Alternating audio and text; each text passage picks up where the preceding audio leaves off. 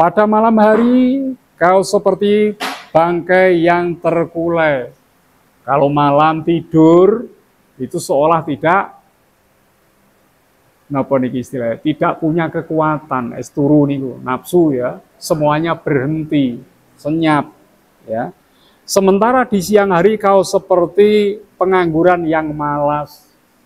Nafsu ngoten, siang hari maunya itu malas-malasan, tidak mengisi waktu dengan hal-hal yang baik ya. Nafsu ngoten itu.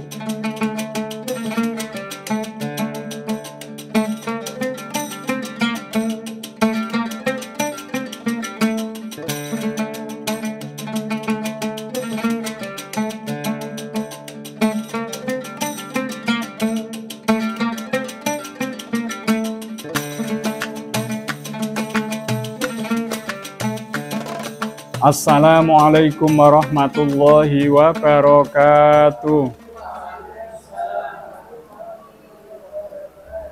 Alhamdulillahi rabbil alamin. Wassalatu wassalamu ala asyrafil anbiya wal mursalin.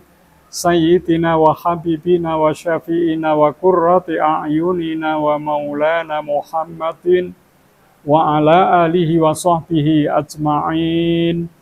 Rabbi shrahli sadri wa yassirli amri wahlul 'uqdatam min lisani yafqahu qawli bi rahmatika ya arhamar rahimin wala haula wala quwwata illa billahil aliyyil azim amma ba'du. Raditu billahi rabba wa bil islami dina wa bi Muhammadin nabiyya wa rasula.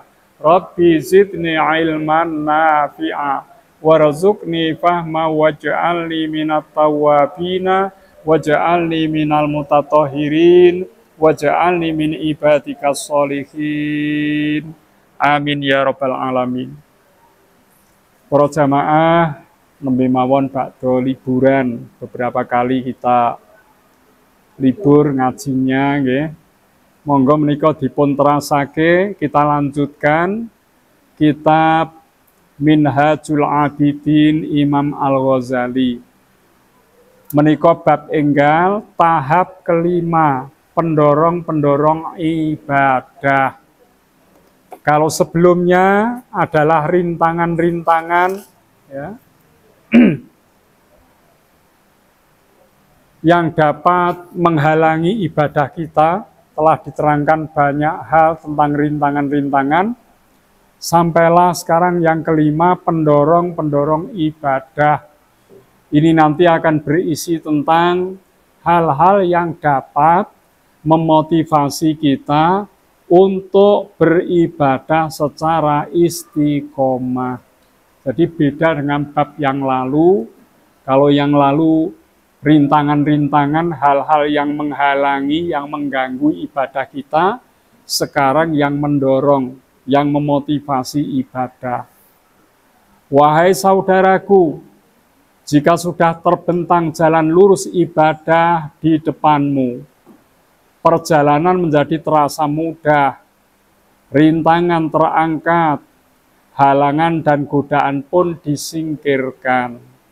Hendaknya kau harus terus berjalan di atas ketaatan kepada Allah Subhanahu wa Ta'ala.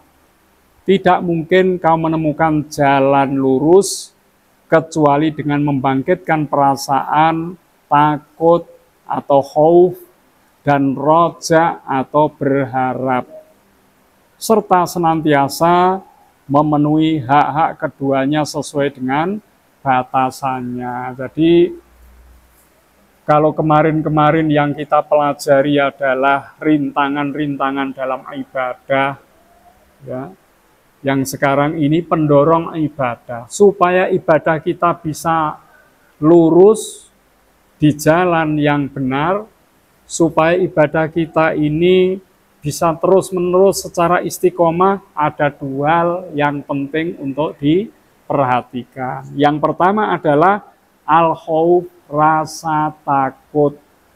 Takut terhadap azabnya Allah kalau kita menyimpang dari hukum-hukum Allah. Takut kalau kita mendapatkan siksaan di neraka karena pelanggaran-pelanggaran yang kita lakukan. Nah, itu namanya khauf.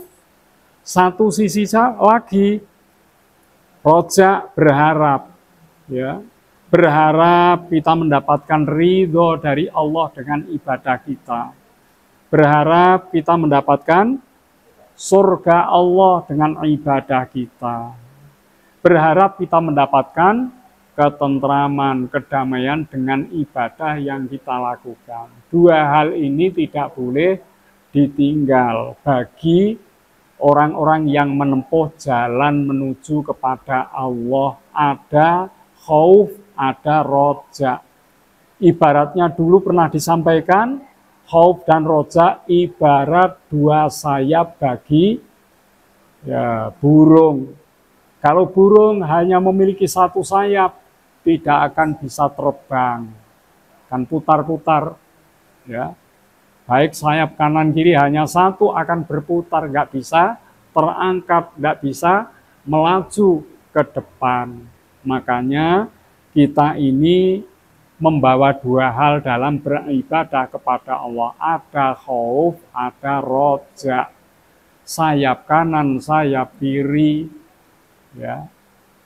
Khauf itu singkatnya kita takut dengan siksaan Allah. Kita takut dengan murkanya Allah, kita takut dengan tidak bahagianya hidup kita kalau sampai melanggar hukum-hukum Allah. Ini penting, ya. Kemudian yang kedua, kita punya harapan. Harapannya apa? Ingin meraih ridho Allah, surga Allah. Ini penting. Dua-duanya bisa mendorong seseorang untuk melaksanakan ibadah dengan baik. Yang pertama, khauf, yaitu rasa takut akan siksaan Allah Subhanahu wa Ta'ala. Banyak dalam Al-Quran ayat-ayat tentang azab. Barang siapa kufur kepada Allah, syirik kepada Allah, diancam neraka. Barang siapa berbuat durhaka kepada Allah, tidak mentaati aturannya pun akan diancam dengan azab Allah. Nah, itu bagian dari kula panjenengan kedang gadah rasa takut seperti itu. Walaupun nanti Putri, kalau orang itu sudah sampai pada makrifat akan meninggalkan dua sayap itu. Jadi dia sudah fana, tidak lagi takut neraka, tidak lagi berharap surga, seperti ilahi lastulil firdausi ahlan. Nah, niku nggih. Jadi kalau masuk neraka nggak kuat, nggak betah, masuk di surga pun tidak layak. Ya, seperti itu. Tapi ini bagi kula jenengan sebagai pemula dalam menempuh jalan menuju kepada Allah, dua ini perlu untuk dipakai, dua ini, ya. Rasa takut, khauf akan siksa dan murka Allah Subhanahu wa Ta'ala wajib diwujudkan di dalam diri seseorang hamba. Karena dua alasan. Kenapa kita perlu membawa khauf, rasa takut? Pertama, sikap takut dapat mencegah seseorang hamba dari kemaksiatan, ya. Mau meninggalkan sholat, takut dosa. Loh niki, kalau dosa ada ancaman azab Allah. Meninggalkan puasa pun demikian, ya. Maka dengan merasa takut akan siksa Allah, seseorang akan melakukan ketaatan. Niki penting niki nggih. Kita mengajar anak-anak juga seperti itu. Ada istilahnya hukuman, ada istilahnya penghargaan. Kalau anak itu tidak juga mentaati nasihat guru, disuruh mengerjakan tugas-tugas tidak pula dilakukan, maka dia akan diberikan sanksi. Tapi hati-hati, jangan sanksi yang menyakiti fisik. Sekarang banyak guru-guru diadili gara-gara melakukan tindakan secara fisik dengan kekerasan. Kalau zaman dulu banyak seperti itu. Sekarang Anak dijewer saja orang tua tidak terima. Dan ini bagaimana wujud sanksinya? Tidak harus berupa fisik seperti itu.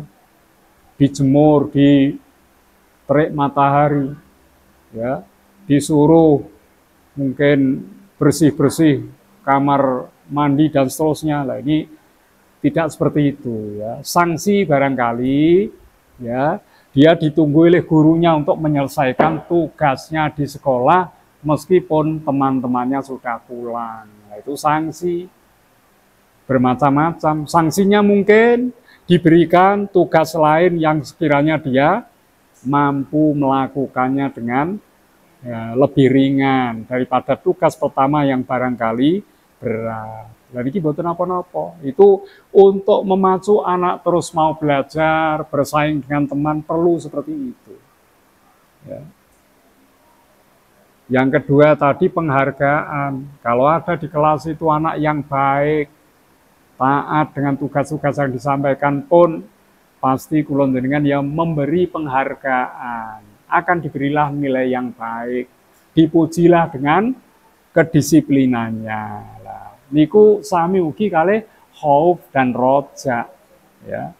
Kalau anak dibiarkan sak karepmu, sing sadar ya sak karepe, sing ora sadar ya resiko, seperti itu kalau kita mengajar nggak akan bisa berhasil karena anak masih perlu, ya, adanya sanksi kalau melanggar aturan, perlu dipuji, dihargai kalau dia melakukan tugas-tugas yang baik. Dan iki nggih.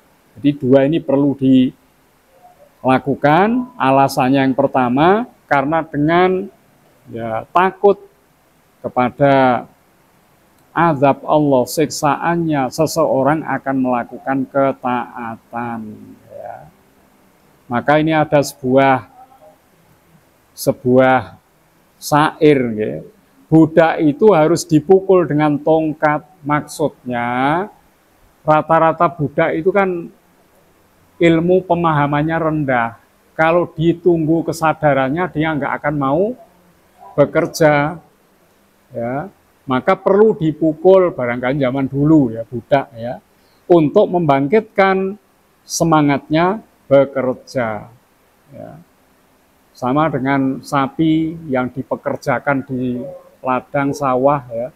Kalau dibiarkan nggak mau jalan, dipukul jalan, lambat pukul lagi jalan, ya. Ya. Tapi pukul memukulnya perlu aturan, ya. Sementara orang merdeka cukup baginya dengan isyarat. Ya. Orang merdeka rata-rata sudah punya kesadaran karena dia bekerja melakukan apapun hasilnya akan diperoleh sendiri. Tapi nek budak itu kan enggak. Budak bekerja hasilnya untuk tuan majikannya. Ya, maka kalau tidak dipukul, marahi, tidak bekerja. Sementara orang merdeka sudah punya hak, sehingga cukup dengan isyarat saja seseorang akan mulai beraktivitas. Mengatur urusan nafsu selamanya hanya bisa dipukul. Ini kesamaannya. Kulon dengan punya nafsu, kulon dengan punya akal pikiran. Nafsu itu kalau tidak dikerasi, dia akan sulit untuk bangkit, ya. Sulit, ya. Kulon dengan kadang ini gangguannya, bangun tidur sudah ada kumandangan azan, kadang masih berat. Kadang sebentar lagi sak bari azan tangi, jebule sak lesan malah wes bubar salate. Lah niki nafsu seperti itu, maka harus dipukul. Caranya gimana? Dihitungi. Saya hitungan sampai 3, saya harus bangkit dari tempat tidur. Lah niki, ya. Nah, itu harus dikerasi. Ya. Jadi kalau di sini dipukul dengan cambuk ketakutan. Dan iki kalau nggak sholat, kalau nggak puasa, sanksinya berat, ya, supaya ditakut-takuti itu. Baik secara lisan, tindakan maupun pikiran. Sebagaimana telah dikisahkan dari seorang soleh ketika nafsu itu mengajaknya berbuat maksiat, lalu dia pergi menuju padang pasir sambil menanggalkan bajunya. Niki wong sufi diganggu nafsu. Untuk mengalahkan nafsu bagaimana? Dia berangkat menuju ke padang pasir, dilepaslah bajunya. Kemudian dia mulai berguling-guling di atas pasir, seraya menghardik nafsunya. Rasakanlah ini, pada neraka jahanam jauh lebih panas dari pasir ini. Niki nek kula jenengan mboten saged ngalami ngeten. Niki wong sufi sing punya kepribadian yang memang bagus ya, sehingga ajakan-ajakan nafsu itu ya, dilawan dengan kekerasan seperti itu. Kalau panasnya padang pasir membuat dia sakit, bagaimana nanti dengan azab Allah di neraka? Itu jauh lebih menyakitkan. Ya, maka ini untuk meredakan supaya nafsu itu mau ditundukkan. Pada malam hari kau seperti bangkai yang terkulai. Kalau malam tidur itu seolah tidak napa niki istilahnya, tidak punya kekuatan, turu niku, nafsu ya, semuanya berhenti, senyap ya. Sementara di siang hari kau seperti pengangguran yang malas.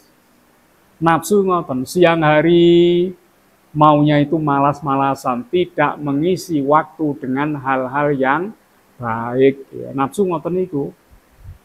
Padahal waktu diberikan Allah 24 jam, yang dipakai sholat, misalnya zikir dan lainnya 5 jam. Masih ada berapa Bu? 19 jam. Untuk bekerja 8 jam standar bekerja niku nggih. Ya. Masih pinten Bu? 11 jam ya. Tidur sudah ya. 11 jam ini tidak mutlak untuk hal-hal yang baik. Monggo kula njenengan koreksi masing-masing. Ternyata banyak sekali waktu yang berlalu tanpa kita isi dengan amal yang bagus. Itulah perilakunya, dorongannya hawa nafsu. Kalau siang hari mengajaknya begitu. Niki pertama nggih. Jadi pertama kenapa khauf ini perlu kita bawa, perlu kita miliki supaya ibadah kita bisa lurus, karena khauf yang pertama dengan takut pada siksaan azab orang itu akan menjadi taat. Itu alasannya intinya ngoten nggih. Kedua, kenapa harus kita bawa sifat khauf ini? Takut pada siksa Allah wajib diwujudkan agar seorang hamba tidak bangga atau ujub atas ketaatan yang dilakukan. Nah niki nggih. Ini pertimbangan kedua. Kula jenengan kalau nggak ada khauf, tidak ada rasa takut, bisa jadi ibadah yang kita lakukan, kebaikan yang kita lakukan itu ada rasa sombong akhirnya ya. Soalnya ngaku naik kebaikan itu murni dari perbuatan kita, bukan karena takut pada siksa Allah. Wah aku apik ya. Sadar melakukan kebaikan tanpa takut siksa. Niki bisa menjadi pada kesombongan. Nah, itu makanya khauf ini perlu dibawa supaya rasa takut menjadikan dia ini tidak merasa sombong atas perbuatan yang dilakukan.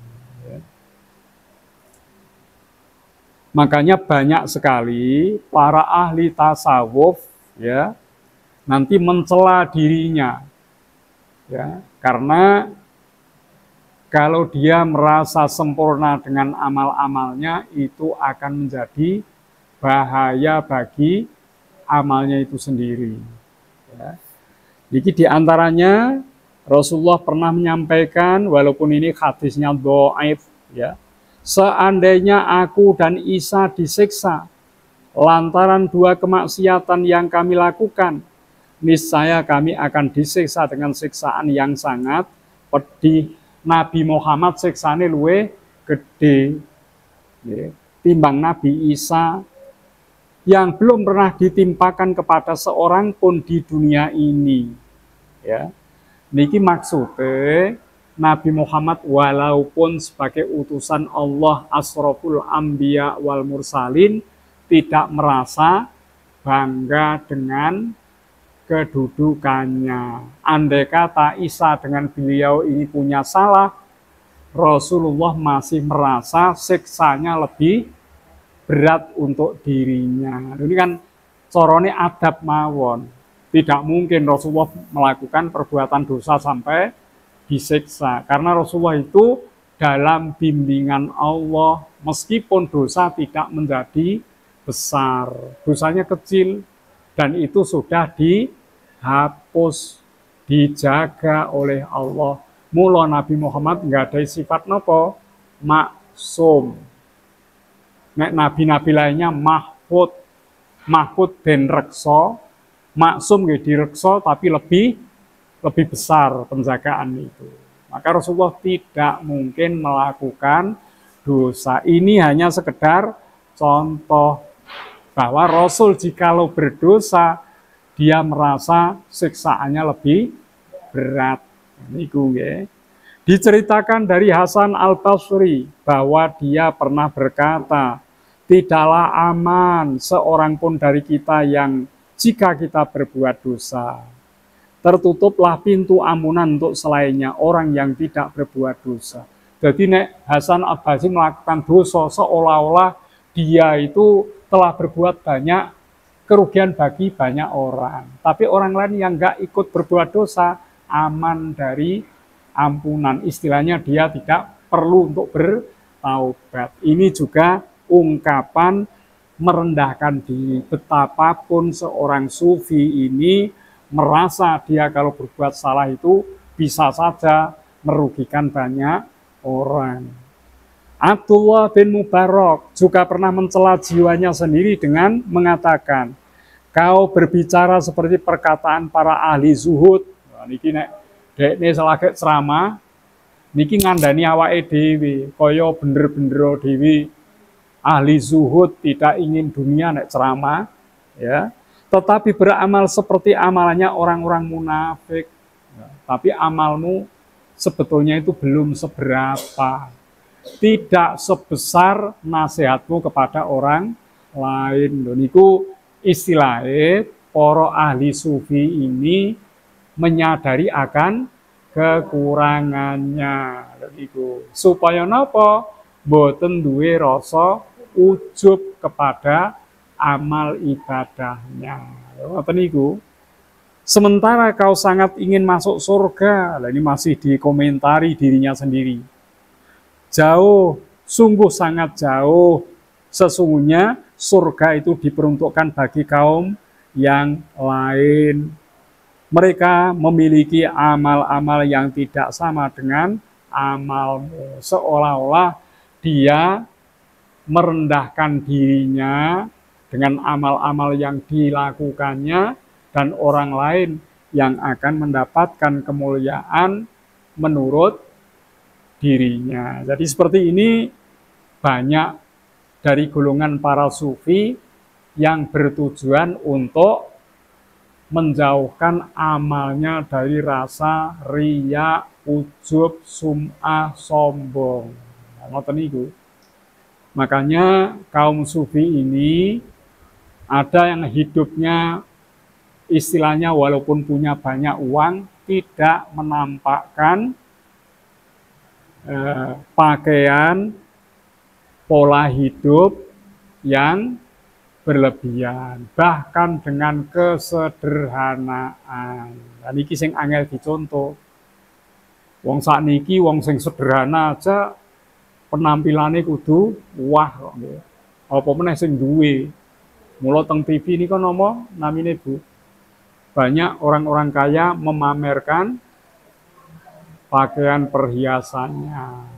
Niki nggih. Apa putri jenenge nika putri? Terkenal dengan sebutan apa nika? Flexing. Flexing. Tiang-tiang sing nate sih pejabat-pejabat punya istri menampakkan apa? Perhiasan, menampakkan pakaiannya. Ini kan banyak itu seperti itu ya. Ya, ini pola hidup yang membahayakan seperti itu. Ya, kalau bisa kita contoh dari para sufi tadi, yang punya banyak harta saja ditampakkanlah dengan cukup kesederhanaan, apalagi mungkin kita yang terbatas harta bendanya. Mestinya tidak perlu dipaksakan untuk berpenampilan yang wah lah niki. Ini semua dan cerita-cerita yang semisal sudah seharusnya selalu diingat oleh seorang hamba untuk jadi peringatan bagi nafsunya. Selalu mengulang-ulang, membaca dan mengingatnya supaya tidak merasa ujub dengan ketaatannya atau terjerumus ke dalam kemaksiatan. Semoga Allah Subhanahu wa taala senantiasa melimpahkan taufiknya. Ini satu bab selesai tentang sifat khauf atau rasa takut akan siksa Allah. Kenapa ini perlu? Karena yang pertama, dengan takut akan azab Allah seorang akan melakukan ketaatan. Yang kedua, karena dengan rasa khauf kepada Allah, orang itu tidak akan sombong dengan amal perbuatannya. Ya. Amal yang dilakukan hanya sekedar punya rasa takut pada Allah, itu hanya sebagai cara menghindarkan diri dari sifat sombong. Kalau seorang tidak punya rasa takut pada azab Allah, bisa jadi amal-amalnya akan menjadi amal yang disombongkan. Ini aku bisa seperti ini, ya, bisa ibadah setekun ini. Akhirnya apa amal itu kalau sudah didasari dengan rasa sombong, rasa ujub, maka amal itu akan lenyap begitu saja.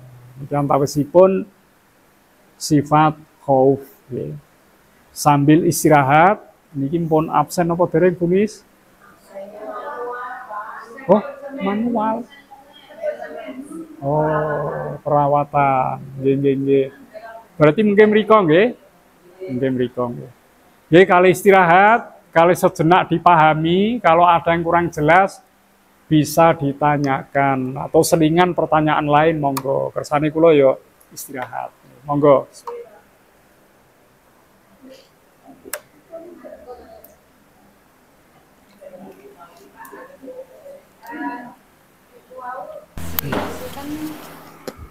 Nggih, pun teng mriku mawon mikir. Iya nganggo niki. Didekatkan saja. Ngene, Pak.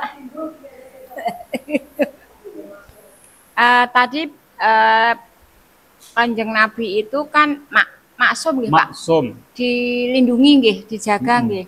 Lah itu pas sakaratul mautnya kok merasakan sakit yang luar biasa, Pak Kaji. Padahal kan pun dijaga, nek dijaga kan paling tidak nggih mboten sakit ngoten nggih, tapi kok lah itu hikmahnya napa Pak Kaji? Sampun nggih. Nggih, matur nuwun. Memang disampaikan dalam sebuah riwayat, Rasulullah pada saat mengalami sakaratul maut, ya, pada saat malaikat Israel datang mengetuk pintu salam, itu Rasulullah menyuruh putrinya Siti Fatimah untuk membuka pintu. Ada tamu yang datang, bukalah pintu, wahai Rasul, tidak ada satupun orang ke rumah kami. Ya. Itu Rasulullah sudah mendengar. Pada saat Israel ada di samping Rasulullah, Fatimah sudah diberikan wasiat oleh Rasul tentang suatu hal bahwasanya Rasulullah akan meninggalkan kehidupan ini. Maka menangislah Fatimah. Ya. Tapi setelah diberitahu, wahai Fatimah, setelah aku mengalami hal ini, kesulitan, kesakit ini tidaklah lama, nanti akan lepas begitu saja. Maka setelah aku wafat, meninggal, suatu saat nanti yang akan menyusul pertama kali adalah dirimu. Di ngonok niki mboten wedi. Ki Fatimah malah bersyukur, seneng. Ya, nek kula njenengan kan terus susah terus ya. Siti Fatimah merasa senang. Saat Rasulullah diambil rohnya Ya, mulai dari bawah sampai lutut, Rasul menyuruh malaikat Israel berhenti. Karena rasa sakitnya sangat luar biasa. Diceritakan pada Siti Fatimah.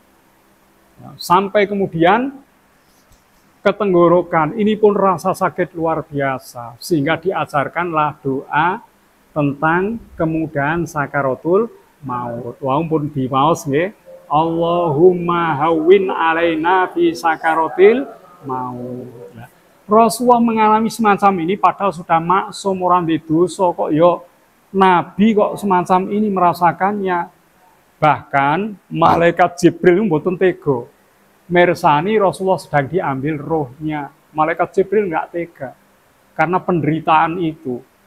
Tapi ini lagi-lagi kalau apapun yang terjadi pada Nabi Rasul itu menjadi pelajaran bagi kita. Kalau Rasul tidak merasa sakit seperti itu, maka banyak orang akan mengatakan sakaratul maut itu tidak terasa.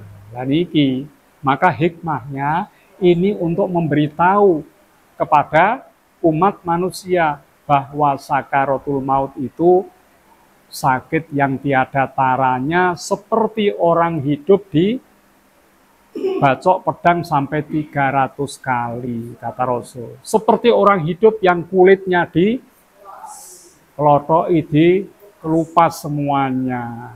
Jelas karena sel semua yang ada dalam tubuh, yang di kulit, yang di daging, yang di otot, semua sel berpisah dari energinya. Berarti sel ini semuanya. Kalau kena parang, peso, hanya sedikit sel yang rusak. Wis perih, rasane loro. Disuntik hanya beberapa sel yang rusak. Tapi ini seluruh sel rusak. Nggak bisa dibayangkan rasa sakitnya. Maka dari sinilah Rasulullah mengajarkan supaya kita memohon dimudahkan pada saat sakaratul maut. Niki antawisipun donga, antawisipun apa malih ngatai amal ingkang soleh. Tiang-tiang ingkang soleh rohnya diambil tanpa terasa, tidak pula berbekas. Mun sering diceritake kados ini napa? Adonan roti yang ada rambutnya. Dilolos rambut itu tidak terasa, tidak berbekas. Niku nggih. Terus ngoten niku, itu ada hikmah. Semua yang terjadi pada Rasul ada hikmah. Rasulullah pernah sholat itu lupa, ya. Sholat maghrib 2 rakaat. Setelah itu Rasulullah keluar, ditanya oleh sahabat, "Wahai Rasul, apa ada perubahan? Sholat maghrib panjenengan namung kalih?" "Oh, tidak ada. Apa betul saya melakukan 2?" "Betul, wahai Rasul." Langsung kembali ke tempat, ditambahlah 1 rakaat sujud sahwi. Kesalahan pada Rasul, sekali lagi ini pembelajaran untuk umat. Nek Rasulullah mboten nate ngalami ngoten, terus kula jenengan kok salate salah. Lha itu bingung carane piye iki. Durung tau ana kasus kaya ngono. Ya, maka sekali lagi apapun yang dialami Rasul itu adalah sebuah pelajaran untuk kita. Ngoten niku nggih. Rasulullah juga pernah salah. Ada tamu Abu Jahal, Abu Lahab dihadapi dengan penuh sambutan. Ternyata saat itu ada Abdullah bin Umi Maktum, terkenal orangnya buta. Ya, datang kepada Rasul, "Assalamualaikum." "Waalaikumsalam." Dijawab salamnya, disuruh duduk, tidak diperhatikan. Wong karang wong buta wae ora diperhatekno wis padha wae ora weruh ya. Tapi ternyata Rasulullah dianggap bersalah seperti ini. Turunlah surat Abasa wa tawalla an ja'ahul a'ma. Lho niku. Kowe kok iso bermuka masam seperti itu didatangi seorang yang ditegur oleh Allah. Nah, ini merupakan pelajaran untuk kita bahwasanya kita tidak boleh mengabaikan meskipun kepada orang buta yang datang pada kita. Lah niku nggih. Iku nek Rasul saged dados pelajaran, tapi nek salahe kula njenengan wis salah tenanan, wis pancen ya ora genah. Ya, monggo. Ah, ini betul. Bahwa Rasul itu manusia yang punya juga kesalahan, punya juga lupa lah niku. Soal Rasul itu manusia. Ya. Soalnya nek Rasul tidak pernah salah, tidak pernah lupa, tidak seperti manusia, malah disembah kok Rasulullah niku. Orang sebagai Rasul malah disembah. Kaya dene Nabi Isa, iso nguripne wong mati, iso macam-macam malah Nabi Isa setelah disalib disembah dianggap anak Tuhan. Nah, itu mungkin nek Rasulullah mboten nggak ada salah, tidak juga melakukan hal-hal semacam tadi ya, bisa jadi orang yang tertentu mengkultuskan Rasul. Ini bukan orang biasa, ini adalah jelmaan Tuhan, akhirnya begitu. Padahal Rasul diutus Allah bukan untuk tugas seperti itu. Tugasnya adalah menyampaikan risalah. Basyiraw wa nadhiron, memberi peringatan, ya, memberi kabar gembira, itu Rasulullah tugasnya. Ngoten nggih? Monggo wonten malih pertanyaan biyen nggih Ibu Hajah Wakidah. Merasa takut mati Ya. karena merasa bekal yang dibawa belum Cukup. seberapa, itu belum ada. Ya. Apakah diperbolehkan? Ya. Takut mati ini ada banyak versi nggih. Takut mati karena cinta kepada dunia niku wonten. Ya, wonten wong wedi mati mergo bondo donyane akeh.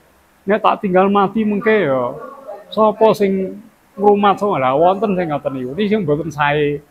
Ada orang takut mati karena memang memandang kematian itu suatu yang istilahnya napa menyeramkan. Wong kok ditandur ning jero sakmono jerone. Bar ngono ditutupi ditinggal. Padahal sing mati ayu ditinggal. Anak ora lari kan ngeri niku. Kula jenengan ning petengane wedine rak karuan, nek lampu mati, lha iku kok ning jero kono wite gede-gede ditinggal banyak orang sendirian. Ono sing ngoten niku wedi mati. Wonten sing takut mati seperti ini tadi. Takut mati sebabnya apa? Merasa bekal belum ini bagus. Sehingga orang yang takut mati karena belum cukup bekal, dia akan berusaha akhirnya. Bagus seperti ini. Lah kula jenengan kudu ngoten. Kita harus menimbang-nimbang sekarang ini bekal yang kita kumpulkan sudahkah cukup untuk menghadap kepada Allah. Niku perlu. Kalau orang tidak memanage bekal seperti ini, tahu-tahu mati ternyata amalnya sangat sedikit, maka dia akan ya rugi sepanjang masa, nggak bisa diperbaiki. Lho niku, mula kula jenengan kedah ngoten, antara kebaikan kita dengan keburukan kita sampai hari ini lebih banyak mana, monggo dipun timbang-timbang. Lah nek rumangsa akeh dosane, kula jenengan enggal taubat menuju jalan yang bagus. Nek rumangsa kebaikan kita sudah cukup banyak rumangsa itu, dan ini belum tentu diterima, kita mohon kepada Allah, ya Allah selama hidup ini aku berusaha dengan sekuat kemampuanku untuk melakukan hal baik, semoga amal-amal baikku Engkau terima sebagai amal yang diridhoi. Kedah ngoten. Soalnya kalau dengan kan dereng ngerti apa salate dhewe diterima napa dereng. Sedekah infake diterima dereng. Dereng to. Yo pun nglakoni, tapi kan berbuat baik tidak semudah itu.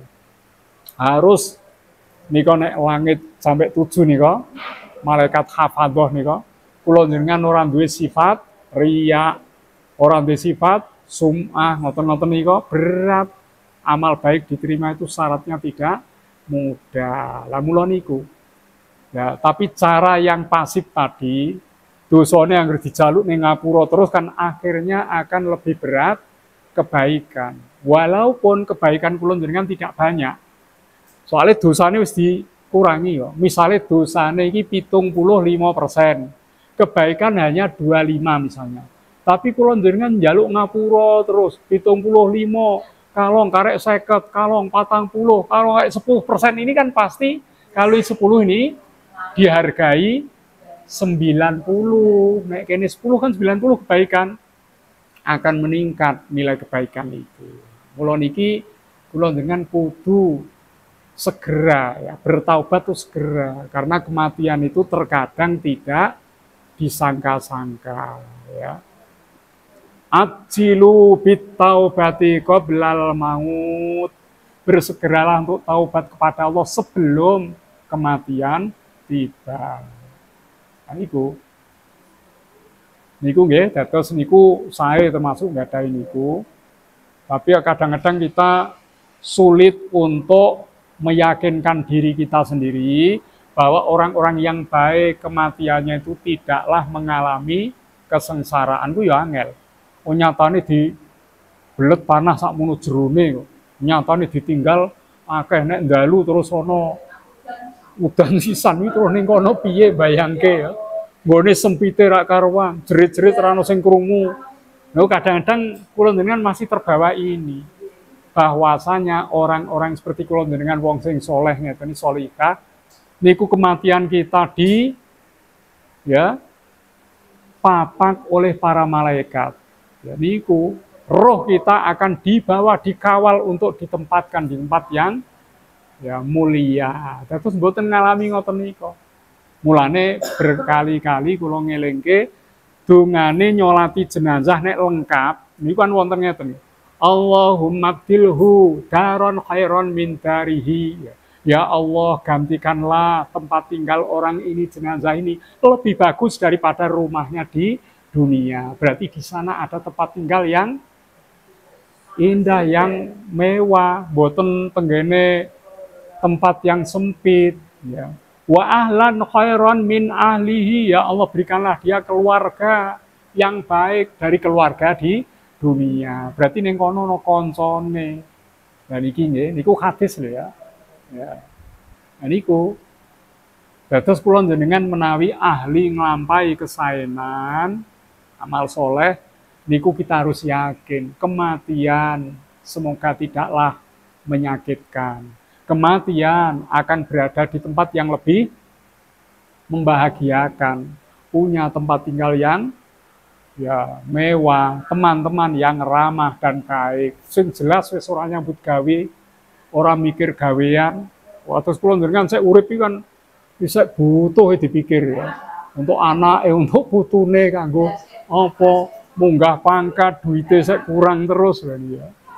Ya niki ngoten niku. Selama hidup kita masih seperti itu. Mulane wong soleh niku menawi sampun sedo ini justru akan meraih kebahagiaan yang berlebih dibandingkan dunia. Lah kula njenengan kudu bisa membangun mindset yang seperti itu. Jangan niko wau ya. Kok jabutane lorone rak karuan. Terus kok nek aku mati bojoku kawin meneh apa ora iki lho. Ngono kuwi kok. Ora susah lho. Ya. Ya. Repot nek ngono kuwi. Ngono wis ora usah dipikir urusane sing jek urip ya ampun kersane arep kawin meneh arep apa terserah. Ana sing omahku sing apike kaya ngene oleh golek duit angel karo omah apik besok dienggo karo wong sing niku aku rak lega rak lilo ya. Ngoten ampun ngoten. Ya. Dados niku pun dilepas mawon. Kula njenengan masuk dalam kematian dengan ya, yakin kita akan ketemu kepada Allah Subhanahu wa taala. Niku pancen ya rata-rata para ibu jamaah pengajian kula niku kathah sing tanglet niku. Pak kula niku wedi mati piye carane supaya mboten wedi mati niku ora siji loro telu lho niku. Kathah niku sing seperti itu ya. Mulane nggih kula kandhani ngeten wau. Tapi ngandhani ngene ora gampang. Aku kadang-kadang ya wedi barang lho. Wedi barang ya. Ya, sing ngandani wedi barang. Tapi yo memang sulit. Jenengan ketoke ya aku rak masalah, pasrah Gusti Allah iku njabane jerone ya engko anakku sapa sing ngopeni. Saya belum siap meninggalkan anak-anakku yang masih kecil. Ya ngono kok. Berat memang itu. Berat ya. Aniku tadi kita harus ya sangka sithik nggih, kita harus move on. Lah belum sufi dalam perjalanan. Saya wedi mati gara-gara ngoten niku nggih. Ya.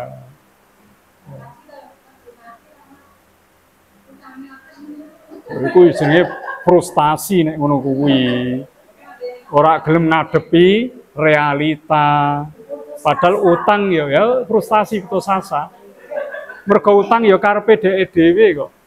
Bareng wis akeh utange wedi dhewe lah ya repot iki. Mulane sing sae mboten usah ngatai utang. Uripe sak madya wong tasawuf ngoten niku. Anane ya iki ora usah gaya nemen-nemen ya. Nah, seperti itu. Monggo wonten malih niki jam pinten iki terusan dongane? Jam 2. Oh ya. Pak, saya tanya. Ini satu bagian dulu mboten apa? Monggo Yang Putri. tadi ciri-ciri kalau Allah itu ridho atau senang dengan amalan yang kita lakukan pada hari itu misalnya. Nah, itu gimana Pak cirinya, Pak? Ciri Allah ridho dengan amal yang kita lakukan hari itu, ngoten nggih. Ana neh sing takon semakna itu, cirinya kalau amal kita diterima oleh Allah seperti apa? Kaya kula njenengan zikir, kula njenengan salat, iki ditampa apa ora sih lah. Niku cirine kados pundi? Niki wau ciri kalau hari itu kita mendapat ridho dari Allah. Ibadah itu apapun jenisnya yang diterima Allah pertama kali yang kita rasakan adalah ketenangan, ketentraman dan hal yang lebih baik. Misalnya kula njenengan menehi sedekah air pada seorang yang memang sangat butuh. Ya.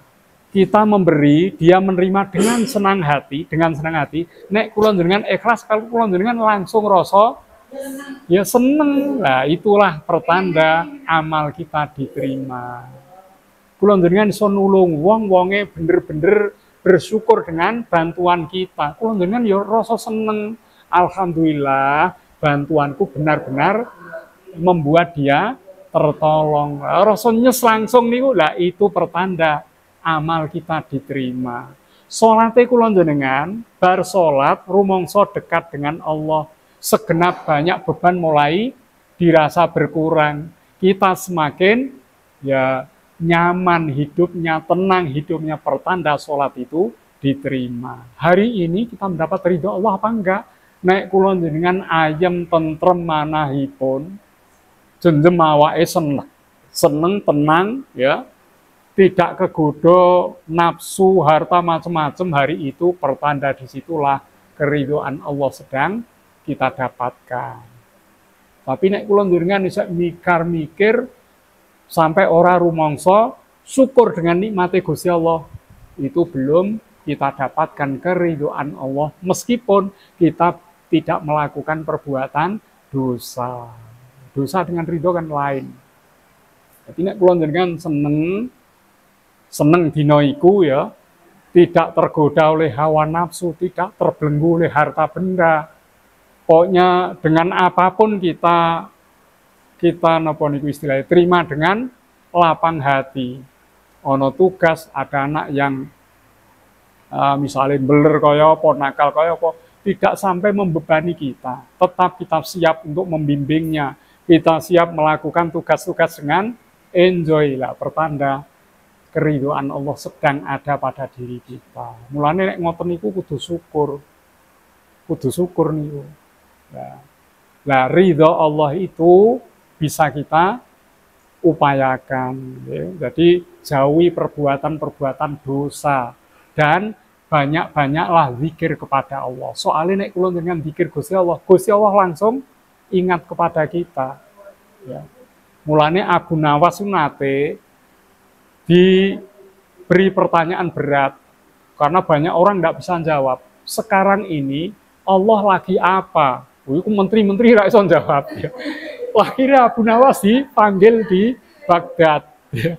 Ini Abu Nawas ada pertanyaan berat. Gus, ya Allah sekarang itu sedang apa? Oh itu saya mudah sekali ya, mudah sekali. Projo malah dikongkon apa? Coba sang raja kan saya jawab dengan mudah. Ya, tapi saya berilah kesempatan hari ini untuk duduk di singgasana kerajaan. Tapi hanya sesaat saja, setelah itu nanti saya akan berpindah tempat. Beri aku kesempatan itu ya. Nah, kemudian raja tidak keberatan. Kemudian diberilah dia kesempatan duduk di singgasana kerajaan. Itu ora sembarang wong niki. Mergo rajane pengen jawaban kayak mau ya. Wis pokoke ra apa-apa wis nyo. Langsung ini ya. Yang dilakukan Allah saat ini sedang mendudukkan ya Abu Nawas sebagai raja. Iki buktine ya. Ya, maka Abu Nawas merasa bersyukur kepada Allah dan saat itu Allah pun mengingat kepada Abu Nawas. Saat ini sedang mengingat Abu Nawas soale ning Al-Qur'an kan wonten ya. Fadhkuruni azkurkum. Maka ingatlah kamu kepadaku, niscaya aku akan ingat kepadamu. Lah Abu Nawas wae ngeling Gusti Allah eling Abu Nawas sakniku sedang diberi nikmat. Bar niku kejawab semuanya lega. Oh, jebule ya ngono ya. Nah, terus kula jenengan niku insyaallah nek gelem ngrasakne sinyal-sinyal Allah, informasi tentang ridho Allah itu berkali-kali kita miliki. Cuma mergo sibuke jenengan niku akhirnya ora krasa ridhone Gusti Allah. Bari kirono, bari ngopeni kono, ngopeni kene, ngopeni anak, ngopeni wis napa akhirnya niku Gusti Allah memberikan ridhonya tanpa pernah kita sadari. Lah niki mula perlu kula panjenengan uzlah. Uzlah itu coba tenanglah sejenak, menjauhlah dari keramaian, heninglah, ya lihatlah dirimu sendiri, mungkin langsung dapat tembus kepada keridhaan yang diberikan Allah. Bahkan tidak terasa air mata menetes itu pun merasa kenapa setiap hari kita sibuk urusan sana sini dan roh kita terpenjara tidak pernah diberi kesempatan untuk terhubung kepada Allah. Soalnya nek kula dengan aktivitas roh itu sulit terhubung.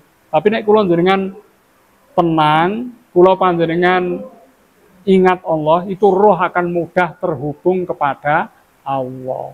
Nek terhubung jenengan kula langsung ayem rasane. Lah itulah ridho Allah sedang kita dapatkan. Ngoten nggih. Nah, mula niki nggih ada waktu-waktu supaya kita ini terhenti dari aktivitas kesibukan dalam hidup. Mungkin jenengan milih pokoknya mulai jam 09.00 riyen kan kula jenengan dikengken damel napa nika tempat khusus di rumah untuk ibadah. Nika lho ya. Nika riyen kan ate nggih, pokoke jenengan damel sak meter, porong meter khusus kangge niku lah. Coba di tengah-tengah kesibukan kita hentikan beberapa saat untuk mengosongkan semua beban hidup dan beri kesempatan roh kita terhubung kepada Allah. Niku perlu niku.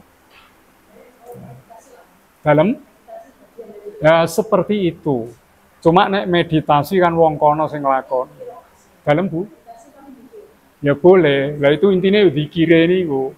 Zikir yang tenang nek wong kono ngarani kan meditasi. Mandeng pucuking grana. Lha yo irunge dipandeng ora kedep ora apa-apa aja ya tenangkan pikiran. Lah ya pesek ya pegel malahan.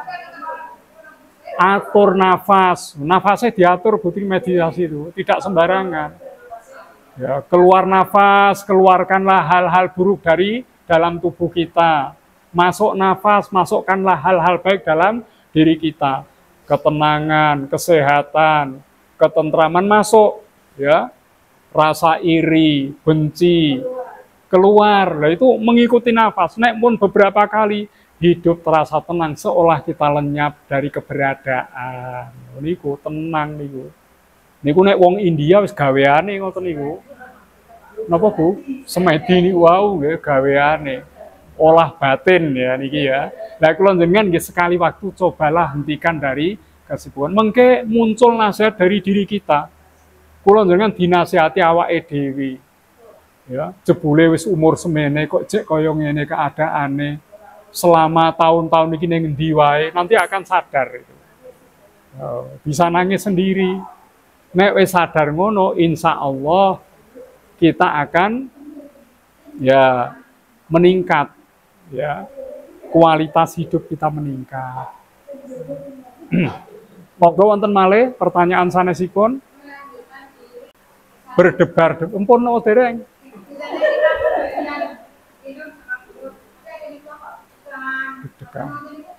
Iya. Ya. Deg-degan, deg-degan itu ya macam-macam hal yang terjadi nggih. Ana sing wong ini di penyakit tertentu. Kalau dia melakukan hal-hal baik ya, ternyuh hatinya, carane ngalami ngonten niku deg-degan, nggih. Kaya misalnya dengan nyantuni anak yatim. Ya, punya memang apa itu? Ya, lagi ndelok anak yatim dong ngene-ngene ya, kadang terus muncul seperti itu. Sampai awake lemes, sampai menangis, sampai deg-degan. Itu karena hal-hal semacam ini bisa memicu fisik kita untuk merasakan seperti itu.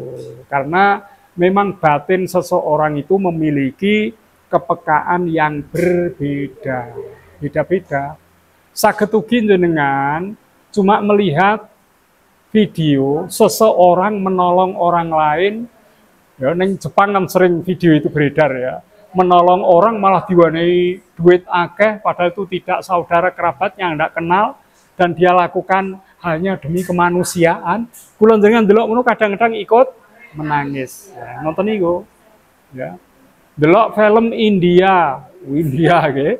Wah, kono oleh menolong luar biasa, menolong kawan temannya sampai dia mengorbankan banyak hal. Kula jenengan melu mesake perjuangane. Melu ya terasa ya kasihan atas perjuangan, kadang menangis, deg-degan ya. Lah ngeten iki pripun, apakah itu sudah termasuk ridho dari Allah? Nek panjenengan iba kasihannya bukan hanya karena awake misalnya untung anakku ora dadi yatim misalnya ya, nek dadi kaya ngene lah terus nangis niku dereng saged. Tapi nek jenengan betul-betul welas kepada itu, ikhlas memberikannya ya, merasa kasih sayang kepadanya sampai seperti itu, niku termasuk cirinya amali panjenengan diridhoi oleh Allah. Soalnya cara sufi niku rada halus. Ono pasar kobong biyen nggih. Tulis ya. Satu selamat. Dia diberitahu pasar kobong telah menghabiskan kios-kios tapi nggonmu selamat. Alhamdulillah. Lho niku lho ya. Alhamdulillah jane kan sae. Ternyata 30 tahun dia beristighfar untuk kesalahannya itu. Karena apa? Seolah-olah dia alhamdulillah gone dekne selamat, liyane kobong ora urusan kan ngoten. Itu sikap yang belum bagus. Jenengan niku nangis, deg-degan, alhamdulillah anakku ora dadi yatim kaya ngene. Kan kayane apik niku, tapi ini dereng sae. Sing sae saestu ya jenengan kula nulung. Ada rasa ternyuhnya itu karena memang kita punya kepedulian yang besar kepadanya. Lho niku. Ngoten niku. Ya. Niku dados tidak selalu ya, tidak selalu. Deg-degan itu tidak selalu seperti itu. Nggih. Monggo Kunis. Ya. Ini sami seperti itu nggak boleh. Jangan. Nek tingkatan tasawuf kula jenengan ya di LA, Los Angeles sedang terjadi musibah besar, kebakaran 100%. Kula jenengan alhamdulillah wong presidennya pancen jengkelke misalnya. Lah ini tidak boleh begitu. Memang presiden itu tanggal 5 Donald Trump ya, dia itu mengatakan pokoknya target pertama setelah dilantik dia akan menjadikan Gaza sebagai neraka. Tanggal 5 diucapkan, tanggal 9 kebakaran. Dijawab. Banyak orang terus alhamdulillah berarti iki karma azab macam-macam nggih. Jadi ra itu kaya ngono kuwi, ndak boleh. Nek tingkate tinggi ndak boleh. Nek tingkat rendah yo jelas itu, ya langsung diambil kesimpulan begitu. Nek tingkat tinggi nggak boleh. Ya. Lah itu ya sing ora entuk ya. Ora iso jawab ngono kuwi. Iya, jadi ternyata kemarin ini ada yang membakar. Ono sing bakar ketangkep niku. Setelah tanggal berapa kemarin? Setelah tanggal 15 kemarin ketangkap.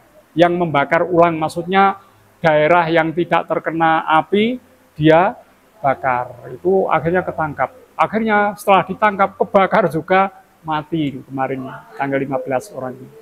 Jadi seperti itu tidak usah dikaitkan ya.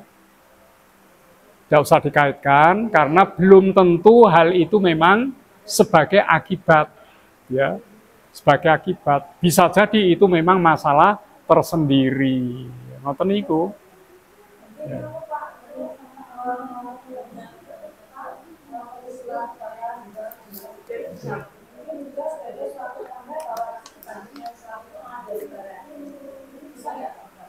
Sangat mungkin. Paling tidak kebakaran di sana itu mengajarkan Donald Trump untuk introspeksi diri, tidak arogan. Dia kan mau bikin neraka di Gaza. Allah memberi pelajaran seperti ini bagaimana. Akhirnya dia kan down. Tidak bisa mengatasi masalah itu. Itulah ditunjukkan bahwa manusia itu lemah di hadapan Allah. Tapi kalau itu mergo ucapannya ojo sih, tapi bisa diambil hikmah seperti itu, pelajaran seperti itu. Bisa jadi itu kemarin ada anak kecil tengkurap begini yang dipeluk Al-Quran. Dia selamat, tidak terbakar Al-Quran dia. Anaknya selamat padahal masih sekitar 2,5 tahun. Ya. Masjid utuh, tidak kebakar.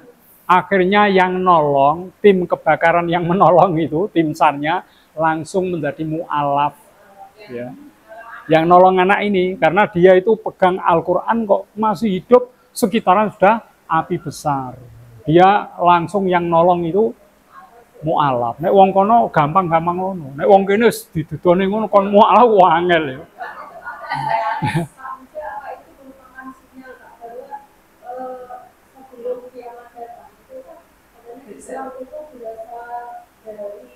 Iya. Iya. Bisa jadi seperti itu. Masalahnya apa sekarang ini di barat orang-orang yang memeluk Islam setiap saat itu bertambah terus, bertambah. Makanya tidak akan terjadi kiamat sebelum matahari terbit dari barat. Artinya Islam akan berkibar dari Eropa. Sementara wong kene do rusuh-rusuh ya. Wis kaji, wis Islami awit biyen korupsi geden-gedenan ya. Sing ora lah niku nyetak uang palsu. Lah jadi saged ugi nika wau Bu. Timur rendah, timur padam Islamnya. Fajar Islam muncul dari barat. Tur orang barat itu kalau sudah memeluk Islam konsisten, ora sembarangan, ora terus apa istilahnya meninggalkan premboten. Dia mulai mempelajari, mengkaji, melakukan dengan kesungguhan. Tapi nek wong kene masuk Islam, itu kan awit biyen ya masuk Islam, tapi ora iso ngaji awit biyen, salat ya berat ngono. Nek lah niku. Nek kono iku menggunakan akal tenanan. Menggunakan akal sehingga kalau dia sudah menerima Islam dia akan terima dengan sepenuhnya. Nah, bisa jadi niki wau terbitnya matahari dari barat itu pertanda ya simbol fajar Islam menyingsing dari dunia barat. Bisa jadi ngoten Bu. Nah, mulane awake dhewe sing ana ning timur ya jangan mengabaikan Islam itu luar biasa. Mari setiap hari kita tambah terus ilmu, kita tambah amal menjadi lebih sempurna. Itu ngoten, aja kalah karo wong kono. Nek wong kene kan wis jenuh ya. Jenuh beribadah, jenuh mengamalkan Islam, akhirnya ya hanya formalitas Islamnya. Repot nih. Ada tadi malam saya melihat satu video bagus. Ternyata di dunia ini ada satu negara Islam yang penduduknya 100% Muslim, Maladewa. Itu di dekat mana Bu? Maladewa itu sebelah India mriko, Sri Lanka mriko. Ternyata panorama yang indah yang sering muncul di YouTube itu milik mereka. Pulaunya sangat ya indah sekali. Ya. Kemudian pantainya putih, berpasir putih. Bangunan-bangunan tertib ternyata orangnya sana itu sangat taat dalam menjalankan syariat Islam, karena syariat Islam diamalkan dalam setiap hari. Itu bagus ya. Nek duwe biaya Budia bisa wisata ke sana ya. Tanpa visa duwe apa? Punya paspor saja sudah bisa sampai sana. Tapi diberi batasan 30 hari di sana. Yaitu Muslim diamalkan dalam kehidupan secara langsung. Hukum-hukumnya, pokoknya persis ajaran Islam. Iya, itu di Maladewa, bener nih wau.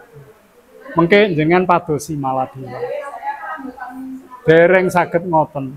Di sana perilakunya orang-orangnya itu sangat santun, bagus, ya. Dan amal-amalnya dilakukan dengan sangat baik. Ayo jajal biayanya piro Bu? Biayanya piro ayo dorono. Lah malah dewa, itu surganya serpihan surga di dunia katanya. Lah bar kuwi umroh ya. Ono meneh umroh. Iya. Separuh perjalanan. Monggo tasih wonten malih. Jam piro Pak? Pak Bowo. Oh ya wis cukup. Cukup nggih. Kadosipun cekap menawi wonten kirang nyuwun pangapunten, wallahul muwaffiq ila aqwamit thoriq. Wassalamualaikum warahmatullahi wabarakatuh.